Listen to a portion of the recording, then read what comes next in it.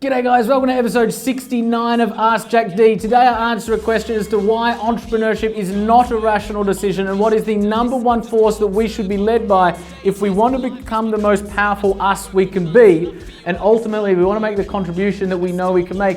What is the number one force that we should be guided by? I'm also joined by a very special guest. Let it roll.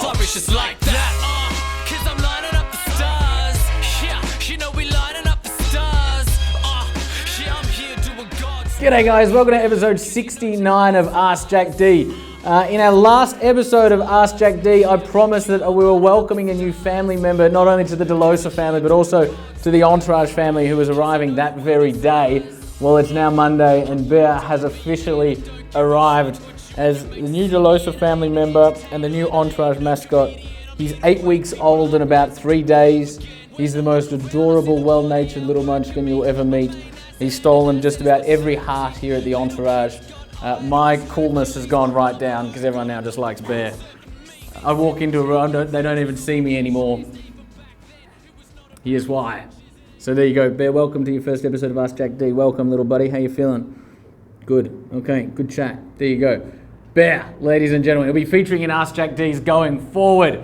Today we are taking a question from Saxby Affleck from Twitter, who asked, Jack, why is entrepreneurship not a rational decision? Saxby, this is a really good question and one that I think is really pertinent for entrepreneurs everywhere, because I think that sometimes we can get too tied into the textbook application of what entrepreneurship is, rather than realizing what it actually is, which in my view, entrepreneurship is a spiritual and a creative and almost an imaginary, an endeavor driven, that should be driven and led by imagination rather than textbook and rigor. We need the textbook and rigor. We need the infrastructure. We need to operationalize. I get all of, I understand that very well, right? However, entrepreneurship at its essence, if you go back to what it actually starts out as an inspired thought, in our mind, or an inspired feeling in our heart, and from that seed something grows and something blossoms.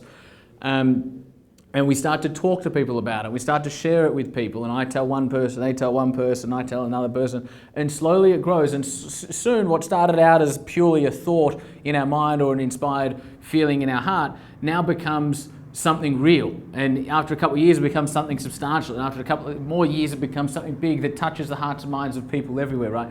So that's like a really spiritual, natural, organic process in my view, right? I believe entrepreneurship isn't a rational decision because we don't wake up one morning and go, I'm in a job and it's paying really well, and it's going well and I'm doing my thing.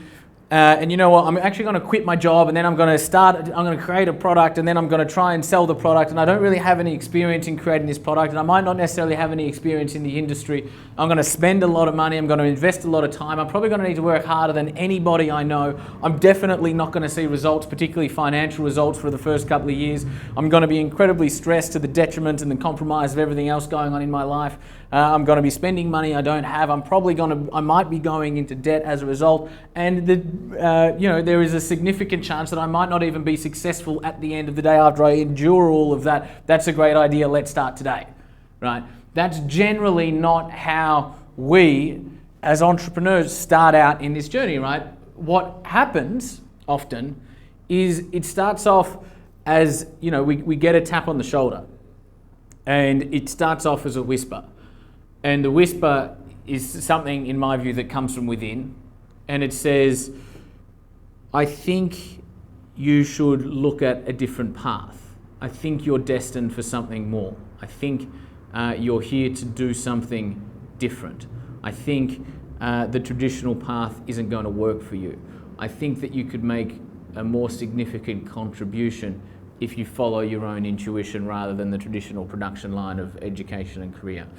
And at first, we often ignore that whisper, right? And the tap on the shoulder comes at different stages and ages for everybody. Everybody's on their own journey. So if it comes at, 8 or 70, we've got members in Stable and Sable that go from 12-year-old females to 73-year-old males, right? So entrepreneurship cares not for age. It's not the point. point is, it starts with a tap on the shoulder, and we ignore the whisper in the beginning. Soon, that whisper becomes louder, and it becomes louder, and it becomes louder, until the whisper becomes a roar that we can no longer ignore. And it doesn't matter if we're in university, it doesn't matter if we're in a job, it doesn't matter if, you know, we need to move countries in order to start our first business or whatever. It doesn't matter what our situation is or what we need to do to make it our dreams start to become a reality, to take that seed and actually put it out into the real world. It doesn't matter what is required at that point. The roar is so loud that we wake up one day, we step out of bed, and it's so powerful. That's when we go, right, go, right? And that's what happens as entrepreneurs. It is an endeavor that starts from within, and I believe should be guided from within. We should always have advisors, always have education, always have guides and leaders around us to help us navigate the path. However, we need to recognize that this is a game where our intuition and our heart or our gut or our instinct or our higher selves or God, whatever you call it, right? But that needs to play the leading part in this journey. The reason why that's important to understand at a contextual level as entrepreneurs is that that's where our power needs to come from. Often, again, I'm not saying from an informed position, but that's what we need to be led by. Often we'll be surrounded by advisors and they'll be telling us all of this. You speak to any entrepreneur, right? Because I speak to a lot of entrepreneurs. Speak to any successful entrepreneur, and they say, often I've been given all the rationale by all of the advisors. It didn't feel right, but I went with their decision. I went with their recommendation because they were the experts and they're the advisors, and they're, you know, able to point to all the evidence as to why they were right. And I didn't feel right, and 18 months later, the project or the product or the whatever failed because I didn't follow my intuition or my gut, right? So be informed, have advisors, engage in education, grow yourself, but recognize that entrepreneurship is an endeavor that not only as you've bought yourself the opportunity to build your life every inch from the ground up how you want it, but you actually have the obligation to do that, because it's when we're coming from heart the most, it's when we're centered the most, it's when we're tapped into our inner voice the most, that we become most powerful, right? It was Rumi that said there's a voice that speaks that doesn't use words. Listen.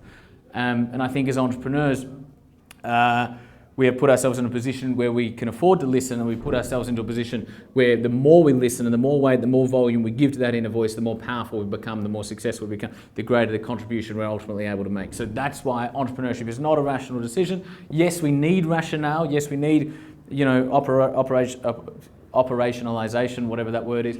We need to be grounded in commercial nous. However, the leading, sort of the wedge that leads us should come from within. There you go. Who asked that question? What was his name? Saxby. Brilliant question, Saxby. What do you guys think? When did your whisper start? When did your whisper start, and what did you do with it? In the comments below. Bear and I have very much enjoyed this episode. I hope you guys have enjoyed it. What do you reckon, Bear? What do you reckon, Bear? He's not very talkative. I keep going to Bear to talk, but he's not very talkative today. No. Okay, there you go, guys. I hope you enjoyed meeting Bear. I hope what I was saying resonated with you by virtue of tapping into your inner voice. Let me know what you think in the comments below. I look forward to speaking to you guys in episode 70. I've just actualized a wish that I dreamed as a kid. 'Cause I'm lining